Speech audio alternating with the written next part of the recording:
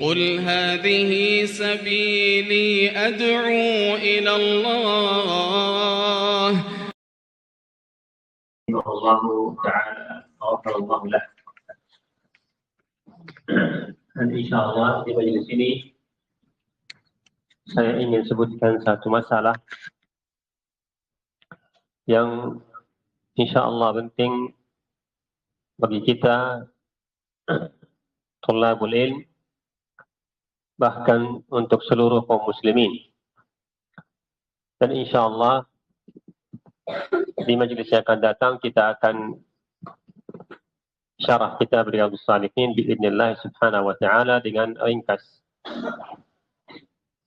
Kecuali jika ada masalah yang penting yang butuh dijelaskan, maka kita harus rincikan. Termasuk masalah bidakumullah yang penting kita ketahui, yang mana sebelumnya masalah ini masih terkait dengan hadis yang di kitab Riyadhus Shalihin, hadis Anas radhiyallahu taala anhu ardah, man talaba asyhadata sadiqan u'tiyaha walau lam tusibhu, rawahu Muslim. Yang kita telah jelaskan, barang siapa yang memohon kepada Allah Subhanahu wa taala supaya meninggal dalam keadaan syahid, maka Allah Subhanahu wa taala, atau sadiqan dengan jujur, maka Allah Subhanahu wa taala akan berikan tingkatan atau pahala orang meninggal syahid meskipun dia tidak meninggal syahid, tidak mati syahid. Yang mana hadis ini sebenarnya bisa dibahas di beberapa bab, termasuk bab an-niyah, niyah yang baik, niyah yang salihah. Jika orang niatnya baik, niatnya salihah, dan dia berusaha untuk mengerjakan seluruh sebabnya amal, akan tetapi dia tidak sempat mengerjakan amal tersebut, maka dia dapat pahala seakan-akan dia mengerjakan amalan tersebut. Seperti misalnya orang niatnya dengan azam naik haji dan berusaha untuk naik haji, akan tetapi ada beberapa hal yang menghalangi dia atau sampai dia meninggal, maka insyaallah Allah Subhanahu wa taala akan berikan pahala seakan-akan dia naik haji. Dan juga hadis ini dimasukkan di bab sidq, di bab jujur, sebagaimana Al-Imam An-Nawawi rahimahullah taala memasukkan hadis ini di bab as-sidq, dan juga bisa dimasukkan di bab al-jihad fi sabilillah subhanahu wa ta'ala.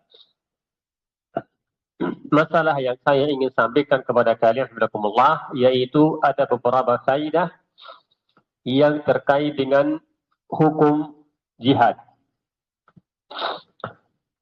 Disebabkan, hafizakumullah, masalah ini termasuk sesuatu yang banyak kaum muslimin tidak mengetahui hukumnya. Karena itulah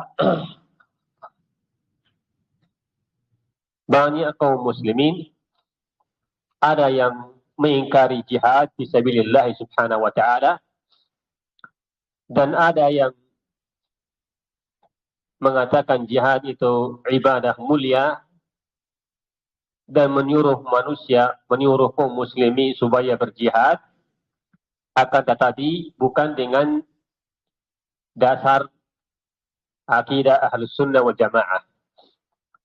Kalau boleh, bisa dikatakan bahwa manusia dalam masalah jihad terbagi tiga. Manusia atau kaum muslimin dalam masalah jihad terbagi tiga. Yang pertama adalah orang-orang yang mengingkari jihad fisabilillah subhanahu wa ta'ala. yang mengatakan tidak ada jihad fisabilillah subhanahu wa ta'ala. Yang mengatakan itu jihad itu di zaman dulu ataupun zaman sekarang tidak ada namanya jihad fisabilillah subhanahu wa ta'ala. Kita mengatakan orang yang yang berjihad di zaman sekarang seakan-akan dia berbuat zalim, menzalimi orang yang lain. Dan ini mazhabnya beberapa firqah, termasuk adalah firqah al-Jabriyah yang akidahnya rusak dalam masalah al-qadha wal qadar, yang mana mereka mengatakan bahwa apa saja yang Allah subhanahu wa ta'ala atau musibah apapun yang kena di umat ini itu sudah takdirnya Allah subhanahu wa ta'ala dan tidak usah kita angkat musibah tersebut. Ya, ini madhabnya Jabriyah. Jika ada kaum kufar mengambil negara kaum muslimin, membunuh kaum muslimin, maka muncul akidah Jabriyah mengatakan itu sudah takdirnya Allah subhanahu wa ta'ala, jangan dilawan. Jangan dilawan. Ini madhabnya al-Jabriyah. Sebagaimana mungkin pernah disebutkan masalah ini. Masalah ini Jabriyah bukan hanya masalah jihad. Masalah apapun, walaupun maksiyah, mengatakan itu sudah takdirnya Allah, maka biarkanlah orang berbuat hal haram. Ya, bahkan dia berbuat maksiyah mengatakan itu sudah takdirnya Allah. Padahal Allah subhanahu wa ta'ala telah memberikan kemampuan dan Allah subhanahu wa ta'ala mengharamkan al-ma'siyah supaya seorang muslim dia menjauhkan diri dari seluruh hal-hal yang haram. Ini pernah kita sebutkan di masail al-jahiliyah. Jelas ini yang pertama yang mengingkari jihad. Termasuk juga kelompok di sini adalah kaum at-tasawuf. At-tasawuf juga mereka dalam masalah jihad memiliki sikap yang hampir sama sikapnya Jabriyah.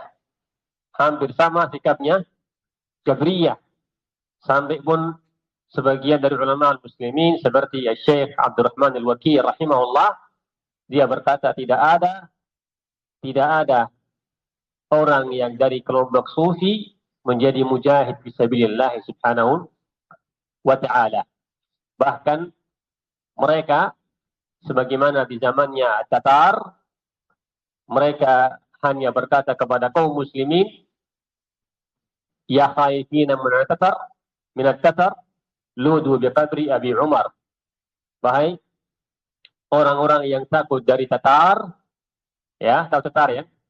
Tatar al-Maghul, ya, orang kaum kufar di zamannya di abad yang ke-7,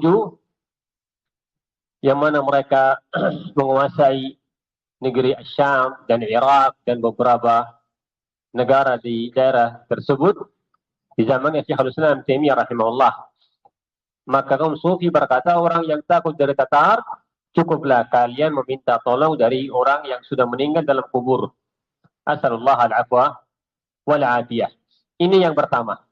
Ya, kelompok yang pertama. Dan juga di zaman kita ini ada banyak orang yang Allah musta'an yang sering kita mungkin lihat, ya, sering kita lihat baik dengan cara langsung atau mereka menulis, mereka membuat kaum muslimin takut dari masalah jihad. Mereka mengatakan hal ini sudah dari zaman dulu. Seperti hukum hudud, hukum had. Ya, orang yang berzina ada hadnya, yang mencuri ada hadnya. Itu mereka mengatakan itu zaman dulu, sekarang tidak boleh kita gunakan. Ini semuanya wallah musta'an dari kelompok ilmani, liberali dan sejenisnya. Asallallahu al-afwa wal-afiyah. Kelompok yang kedua yaitu orang-orang yang menyuruh umat Islam jihad, akan tetapi tidak sesuai dengan syarat yang para ulama rahimahullah wa ta'ala sebutkan di dalam kitabnya mereka. Tidak sesuai dengan apa? Tidak sesuai dengan kaidah ahlus sunnah wal jamaah. Dan ini jelas bagi kalian seperti apa? Khawarij dan sejenisnya mereka di zaman kita ini. Baik misalnya Daesh, ISIS, dan Al-Qaeda, dan yang lain banyak hizib yang mana mereka memanaskan umat Islam supaya mereka jihad, akan tetapi mereka sama sekali tidak sebutkan syarat-syarat yang ulama sebutkan di dalam kitabnya mereka. Ya, ini lawannya yang pertama.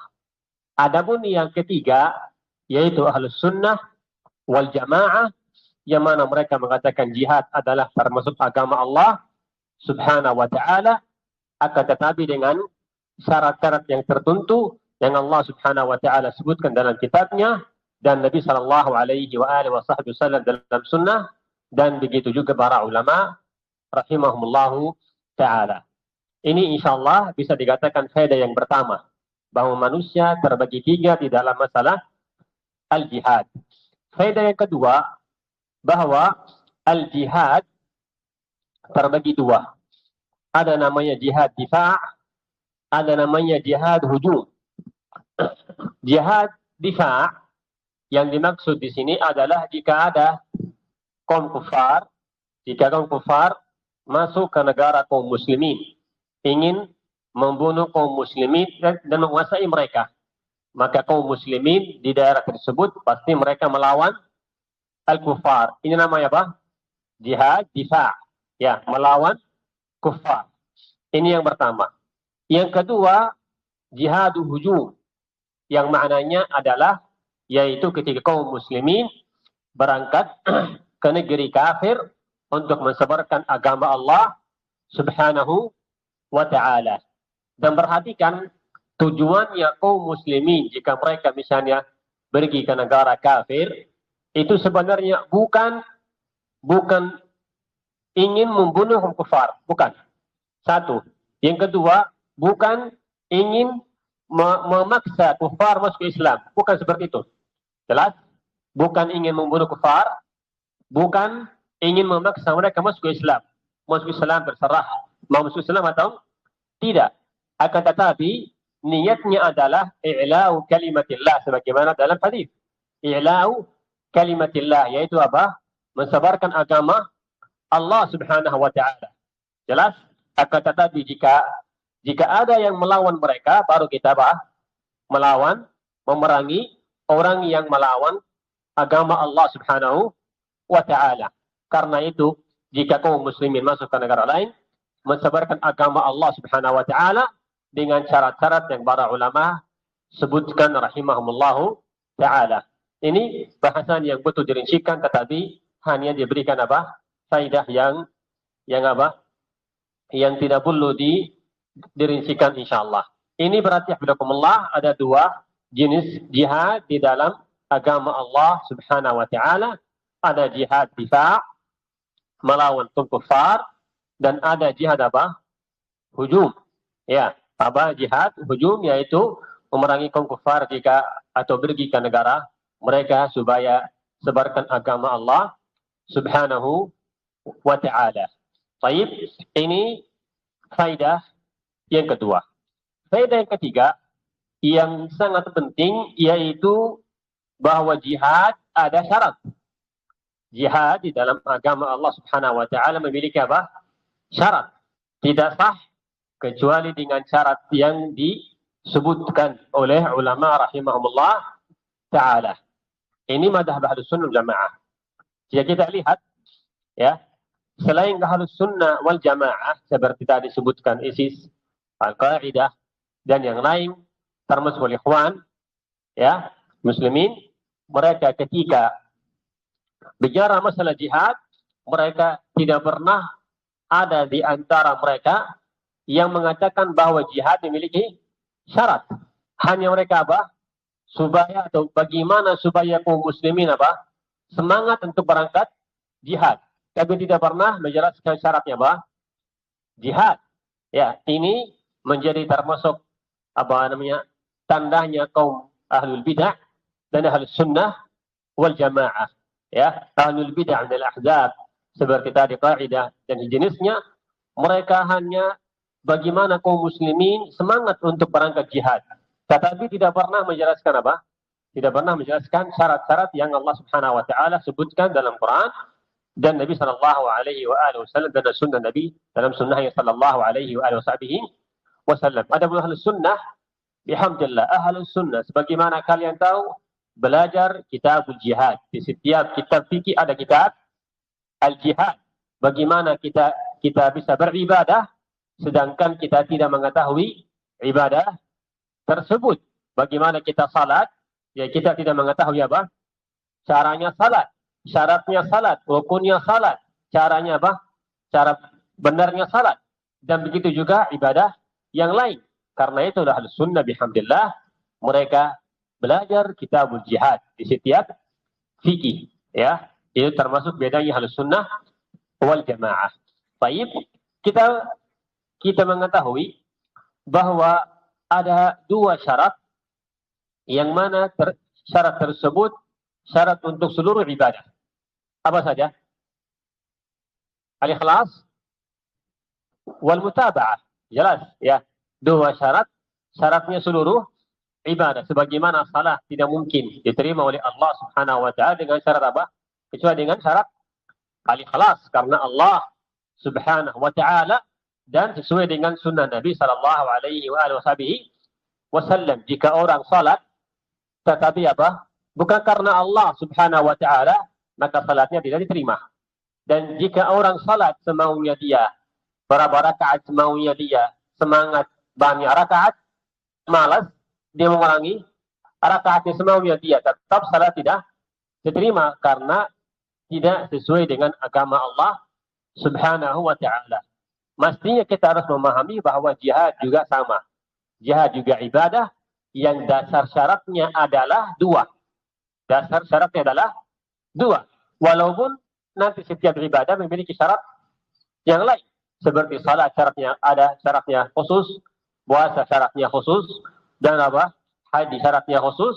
Akan tetapi dasarnya seluruh ibadah memiliki dua syarat yang tadi saya sebutkan dan kalian insyaallah mengetahui hal tersebut. Al-ikhlasu wal mutaba'ah. Adapun syarat yang terkait dengan al-jihad ada beberapa syarat. Selain yang pertama adalah al-ikhlas, ya. Selain yang pertama adalah al-ikhlas wal mutaba'ah adalah yang kedua atau yang ketiga yaitu apa? Al-quwwah wal qudrah. Jika kita memiliki apa? Kemampuan dan kuat supaya dengannya kita bisa melawan a'da Allah Subhanahu wa taala. Jelas ini? Ini syarat yang harus kita perhatikan. Harus kita memiliki kuat dan kemampuan dengannya kita bisa apa? Melawan a'da Allah Subhanahu wa taala. Sebagaimana sebenarnya seluruh ibadah, seluruh agama Allah Subhanahu wa taala kembali kepada apa? Kepada al-quwwah, kemampuan. Jelas, jika orang tidak bisa puasa, maka boleh dia apa? Tidak berpuasa. Dia menggantikan puasa dengan cara yang lain. Apakah qada atau dengan fidyah. Jika orang tidak bisa salat berdiri, salat apa? Duduk. Dan seluruh ibadah-ibadah yang lain. Jelas, maka begitu juga masalah al-jihad. Barakallahu fikum. Karena itulah Allah Subhanahu wa taala berfirman, la yukallifullahu nafsan illa wus'aha. La yukallifullahu nafsan illa wus'aha. Yang maknanya Allah tidak apa? Memberatkan seorang melainkan apa? Sesuai dengan kemampuannya. Sesuai dengan kemampuannya. Seluruh ibadah kembali kepada ini. Bahkan Syekhul Islam rahimahullah wa ta'ala beliau memiliki kaidah, yaitu bahwa seluruh ibadah kembali kepada dua hal. Yang pertama apa? Kemampuan, yang kedua ilmu. Yang kedua ilmu. Tidak wajib, ya, tidak mungkin orang mengerjakan ibadah kecuali dia mengetahui bahwa itu ibadah. Baik ibadah wajib atau sunnah. Jelas. Tidak mungkin orang dia beribadah jika dia tidak mengetahui bahwa itu ibadah. Jadi yang pertama adalah al-ilm. Dia mengetahui bahwa itu ibadah. Dan mengetahui apakah itu ibadah wajib atau ibadah sunnah. Dan mempelajari hal-hal yang terkait dengan ibadah tersebut. Ini yang pertama. Apa yang kedua? Kaidah beliau apa? Kemampuan, al-qudrah, ya. Jika orang sudah mengetahui bahwa itu ibadah, tapi dia tidak mampu mengerjakannya, berarti dia tidak mungkin dia mengerjakan ibadah tersebut. Ya, kullu takalif kama yaqul rahimahullah, seluruh ibadah kembali ke dua dasar, yaitu al-ilm wa al-qudrah, sebagaimana yang di ayat yang tadi saya sebutkan. Wallahu subhanahu wa ta'ala yaqul fattaqullaha mastata'tum. Fattaqullaha mastata'tum. Bertakwalah kepada Allah subhanahu wa ta'ala dengan kemampuannya. Ya, dengan apa? Sebagaimana kalian bisa mengerjakan ibadah tersebut, maka kalian beribadah, bisa mengerjakan ibadah. Dan Allah subhanahu wa ta'ala juga berfirman, wajahadu billahi haqqa jihadih, huwa ijtabakum, wa ma ja'ala alaikum fid dini min haraj. Ya, wajahidu billahi haqqa jihadih, huwa ijtabakum, wa ma ja'ala alaikum fid dini min haraj. Yang maknanya, dan berjihadlah kalian di jalan Allah subhanahu wa ta'ala dengan jihad yang sebenarnya, dan huwa ijtabakum, yaitu Allah subhanahu wa ta'ala memilih kalian, wa ma ja'ala fid dini, wa ma ja'ala alaikum fid dini min haraj, dan Allah subhanahu wa ta'ala tidak memberatkan apa? Kalian di dalam agama. Padahal Allah subhanahu wa ta'ala bicara masalah jihad, tetap juga kembali kepada kemampuan. Ini yang jelas. Dan Nabi sallallahu alaihi wasallam bersabda, fa in nahaitukum an syai'in fajtanibuh, wa in apa hadisnya? Wa in amartukum bi syai'in fa'tu minhu mastata'tum. Jelas. Hadis Bukhari Muslim. Hadis 40 Nawawiyah. Ya. Fa in nahaitukum an syai'in fajtanibuh. Jika saya larang kalian dari sesuatu, maka kalian tinggalkannya. Ya. Adapun jika saya perintahkan kalian untuk mengerjakan sesuatu, maka apa? Kerjakanlah dengan apa? Dengan kemampuan. Ya. Perhatikan di dalam hadis ini ada dua. Apa yang pertama? Larangan. Kalau larangan, tidak ada orang mengatakan saya mampunya tinggalkan aja segini. Ya, disuruh tinggalkan rokok, dia bilang saya bisa tinggalkan rokok hanya 1 hari atau setengah hari. Minum khamr dia bilang hanya bisa tinggalkan hanya setengah hingga 1 jam.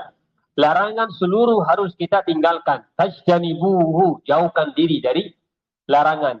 Adapun perintahannya Allah subhanahu wa ta'ala terkait dengan kemampuan. Ya, wa ma amartukum bihi fa'tu minhu mastata'tum.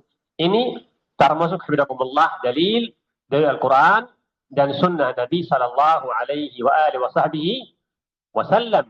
Dan jika kita lihat keadaan kaum muslimin dari zaman Nabi sallallahu alaihi wasallam, kita akan lihat bahwa jihad diperintahkan oleh Allah subhanahu wa ta'ala kepada umat Islam jika mereka sudah mampu berjihad. Contohnya paling jelas. Contohnya ketika Rasulullah SAW dan sahabatnya di Makkah. Berapa tahun? 13 tahun beliau dakwah di Makkah dan tidak disuruh jihad. Bahkan sahabatnya beliau hijrah 2 kali ke negeri Habsyah. Ya, ke negeri Al-Habasyah. Padahal sebenarnya satu dari kaum muslimin bisa saja pergi membunuh fulan Abu Jahal. Ya, jelas. Bisa juga Umar Khattab radhiyallahu anhu arda yang berani. Bisa saja pergi membunuh fulan dan fulan. Akan tetapi tidak diperintahkan jihad di waktu itu karena mereka belum mampu. Dan jika mereka berbuat sesuatu, misalnya membunuh satu kaum muslimin atau jihad, ya, jika kaum muslim membunuh satu kufar atau mereka berjihad, akibatnya lebih besar. Jelas. Ini yang pertama. Apa yang kedua? Sulhul Hudaybiyah. Di sulh Al-Hudaybiyah, ya, Rasulullah sallallahu alaihi wasallam membuat suluh di antara kaum kufar dan kaum muslimin rahimahumullah. Dan juga Rasulullah sallallahu alaihi wasallam keluar dari Makkah ke Madinah muhajiran. Jelas ya? Ini seluruh keadaan yang terjadi di zaman Nabi sallallahu alaihi wasallam. Bahkan ketika beliau sallallahu alaihi wasallam di Madinah, beliau tidak pernah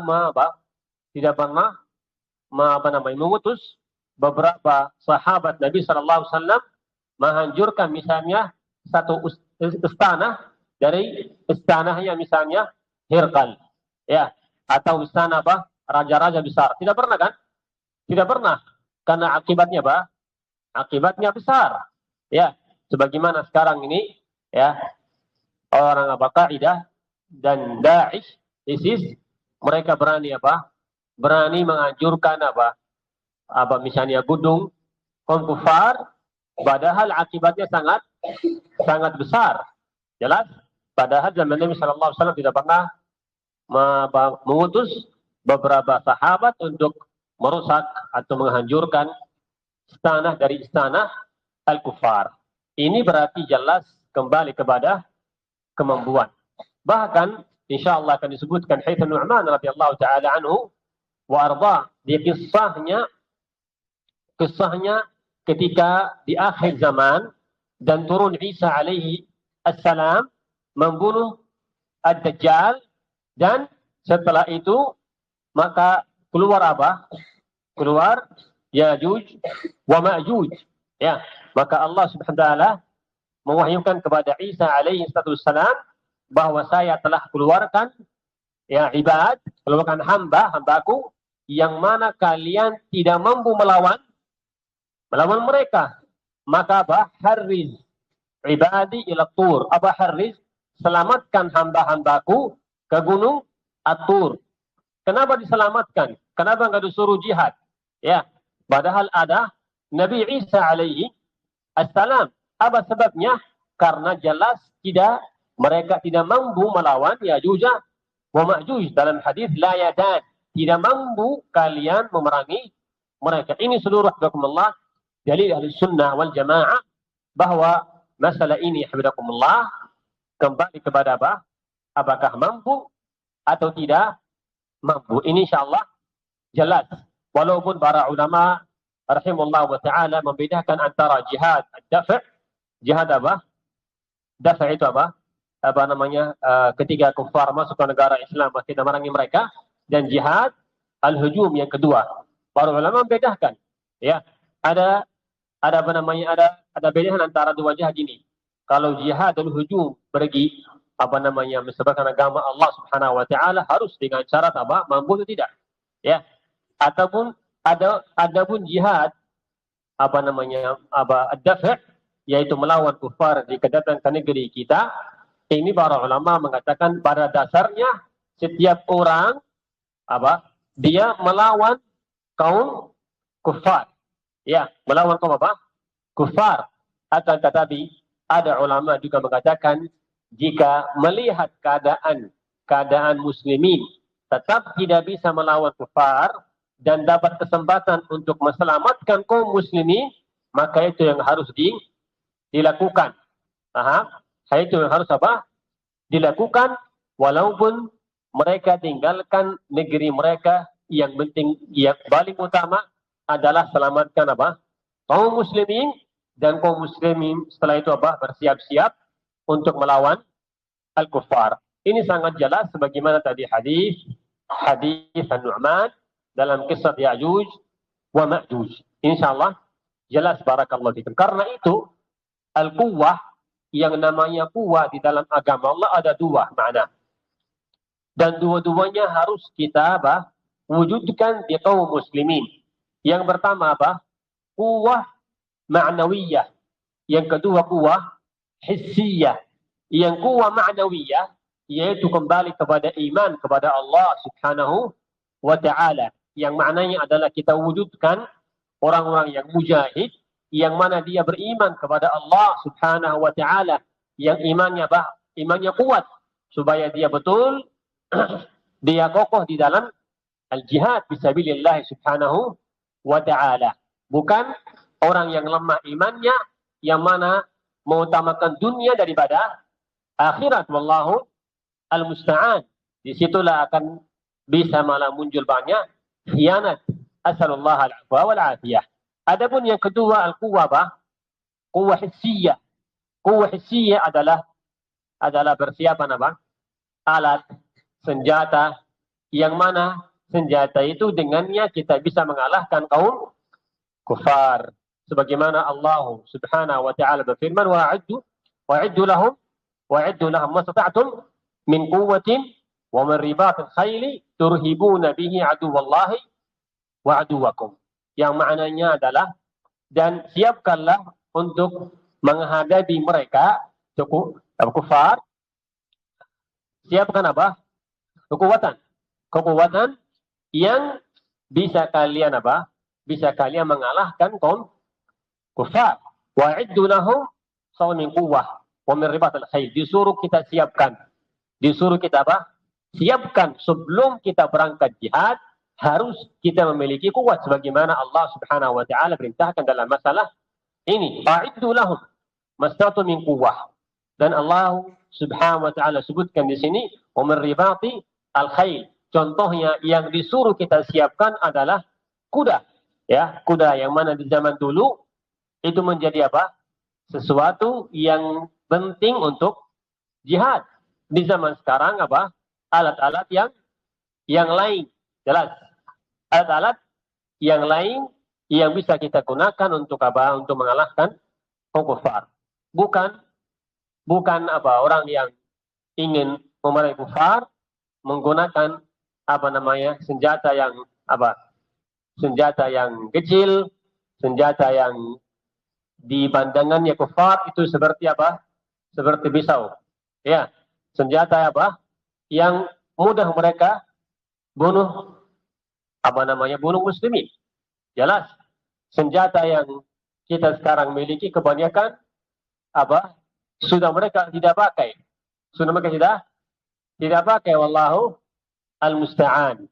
Perhatikan ayat ini, Allah Subhanahu wa taala memerintahkan kaum muslimin jika ingin berangkat jihad harus dengan menyiapkan diri dengan iman dan menyiapkan diri dengan apa? Senjata yang layak untuk memerangi kaum kufar. Ini insyaallah jelas. Barakallahu fikum. Fi hadits Uqbah bin Amir radhiyallahu anhu warda, bahwa Rasulullah SAW ketika membaca ayat yang tadi, Rasulullah SAW berkata, ala innal quwwah ar-rami, ala innal quwwah ar-rami, ala innal quwwah ar-rami. Kekuatan yaitu apa? Yaitu adalah menyiapkan apa? Apa mana? Ya, Pak? Memanah. Ya. Itu Rasulullah SAW sebutkan. Berarti jenisnya kuwah di zaman dulu ada jenis yang khas yang dibutuhkan di zaman dulu. Di zaman sekarang jelas membutuhkan alat-alat apa? Yang lain. Ini insyaallah hafizakumullah yang harus kita perhatikan. Apalagi di zaman sekarang, wallahu musta'an, yang mana kita mengetahui bahwa ada negara yang memang sudah tidak dibolehkan mereka memiliki apa? Memiliki apa namanya? Pabrik senjata. Ya, sudah jelas. Bahkan sebagian negara yang mana mereka tidak bisa menyediakan makanan untuk apa? Untuk masyarakatnya atau tentaranya. Ya, jika kufar ingin mengalahkan satu negara dari sebagian negara muslimin, itu cukup mereka memperhatikan apa? Memperhatikan bahwa makanannya mereka sudah hancur. Bagaimana mereka bisa menjihad apa? Jihad negara-negara yang besar. Jelas, ya. Apalagi kita lihat negara-negara kaum muslimin itu mereka kadang sudah apa? Pecah belah. Jelas, ada di situ beberapa apa? Partai yang terkait dengan politik. Jelas, kalau presiden bilang, ayo kita berangkat jihad, ada berapa politik yang berapa? Jangan kita jihad. Memiliki ide yang berbeda dengan presiden. Malah akhirnya akibatnya mungkin berperang apa? Mereka diri sendiri. Wallahu musta'an. Dan jika lihat juga hafizakumullah bahwa ada bahwa di masyarakat sendiri yang mana mereka pikirnya tidak sama, akidahnya tidak sama, imannya yang lemah, karena itulah hafizakumullah Ahlus Sunnah wal Jamaah sangat jelas. Mereka mengadakan atau mereka berusaha perbaiki akidahnya kaum muslimin, itu yang menjadi dasar seluruh kebaikan, baik untuk diri sendiri atau untuk negara kaum muslimin. Yang ketiga atau yang keberapa nih? Yang keempat, dari syarat-syarat yang ulama sebutkan yaitu alla yatarattaba alaihi mafasid a'zam, yaitu apa? Jangan sampai dengan jihad akan memunculkan mafsadah yang lebih besar, ya, memunculkan mafsadah yang lebih besar, sebagaimana Allah Subhanahu wa taala berfirman, wala tulqu bi aydikum ila tahlukah, dan janganlah kalian menjatuhkan diri sendiri kepada apa? Kepada binasa, ya, jangan binasakan diri sendiri. Ini termasuk sesuatu yang sebenarnya para ulama rahimahullah wa ta'ala mereka sepakat. Seluruh hal di agama Allah Subhanahu wa ta'ala itu jangan sampai jika kita kerjakan memunculkan mafsadah yang lebih besar. Itu dalam kitab Allah Subhanahu wa ta'ala dan juga di dalam sunnah Nabi sallallahu alaihi wasallam. Ya, tidak mungkin kita hanya misalnya ingin mengalahkan negara besar, ternyata mafsadah lebih besar dihabiskan kaum muslimin. Dan ini sebenarnya butuh dirincikan, tetapi sebutkan dengan ringkas. Tidak boleh kita mengerjakan sesuatu termasuk amar ma'ruf nahi 'anil munkar yang mana hasilnya adalah mafsadah yang lebih besar. Dengan akal saja kita bisa memahami hal tersebut. Kita hancurkan satu istana dari kufar, akibatnya apa? Akibatnya adalah mereka menguasai seluruh negara kaum muslimin. A'udzubillah. Ya, kaum muslimin membunuh beberapa orang kafir, akibatnya adalah kufar membunuh apa? Ribuan atau jutaan dari kaum muslimin. Ini yang tidak benar dalam akidah, di dalam syariat, dan juga di dalam al-aql as-sahih. Yang keempat atau yang kelima syaratnya yaitu bahwa jihad harus bersama imam muslimin, bersama hakim muslim, bersama hakim yang muslim, yang mana hakim itu dia sendiri yang harus disiapkan diri, dia sendiri yang harus siapkan pasukan, ya, dan dia sendiri yang seluruh kaitan yang terkait dengan jihad kembali kepada dia, ya. Dan ini bihamdillah Ahlus Sunnah wal Jamaah sepakat dengan masalah ini. Berikan contoh yang mudah biar memahami masalah ini. Jika misalnya ada satu pabrik, di dalam pabrik itu ada, kalau dibilang misalnya ada 100 orang yang kerja di pabrik situ. Pabrik di dalamnya 100 orang yang bekerja. Tidak ada mudir di situ. Bagaimana pabrik itu hasilnya? Apakah bisa jalan atau tidak? Tidak mungkin jalan. Karena setiap orang di situ menganggap diri mudir. Ya. Setiap orang di situ merintahkan kepada yang lain untuk bekerja ini, disuruh kerja ini, bentuknya begini, ya. Dan juga yang lain sama seperti itu. Akhirnya hancur pabrik tersebut. Ini pabrik kecil. 100 orang saja. Bagaimana yang namanya jihad? Yang namanya jihad yang di situ adalah perang. Di situ ada akad hudnah, yaitu akad damai antara muslimin kufar. Di situ adalah asra, yaitu yang kaum muslimin menjadi ditangkap oleh kufar atau kebaliknya. Jelas banyak hukum di situ. Ada yang meninggal, ada yang ditangkap, ada yang luka. Banyak hukum-hukum terkait dengan masalah itu. Jika tidak ada amir, ya, tidak ada hakim yang kita memang berangkat bersamanya, maka akan hancur jihadnya. Bukti yang nyata di zaman sekarang, bahkan sebelumnya Al-Khawarij. Al-Khawarij itu dari amirnya mereka satu pecah menjadi dua. Ketika mereka berkumpul, mereka terkumpul satu daerah, satu tempat, mereka berselisih, maka menjadi daripada dua menjadi empat menjadi 8. Dan mereka sendiri yang melawan diri sendiri. Di zaman sekarang yang nyata yang kita lihat, kita masih hidup ini di negeri Asyam. Ya, jelas. Contohnya ISIS ketika muncul, Al-Qaeda di Afghanistan kita setuju. Ya, menjadi masa di antara mereka. Siapa yang amir? Dia bilang amir. muncul masalah di antara mereka, berselisih, memerangi mereka sendiri. Terus begitu juga Al-Qaeda sama An-Nusrah, ada firqah lain namanya An-Nusrah, sama mereka berselisih. Akhirnya mereka membunuh diri sendiri. Apa sebabnya? Karena setiap orang ingin menjadi amir. Ya, bagaimana coba jika misalnya 10 orang ya berangkat melawan kufar? Apakah benar itu? Nanti lagi ada 10 orang berangkat melawan kufar yang di sana. Hancur negara. Ya, karena setiap orang dia memiliki pikiran sendiri, dia persiapan dengan apa? Dengan persiapan yang tidak kuat, dan pasti mereka akan berselisih. Karena itulah hidakumullah, maka Ahlus Sunnah wal Jamaah rahimahullah wa ta'ala mereka sepakat bahwa harus ketika berangkat jihad bersama hakim muslim yang mana kita berjihad bersamanya. Dan telah jelas banyak dari kitabullah dan sunnah Nabi SAW, termasuk ayat yang kemarin disebutkan, Fati'ullaha, Fati'ur Rasulah, wa ulil amri minkum, dan taat kepada pemerintah. Apalagi dengan masalah jihad yang sangat besar, harus taat kepadanya.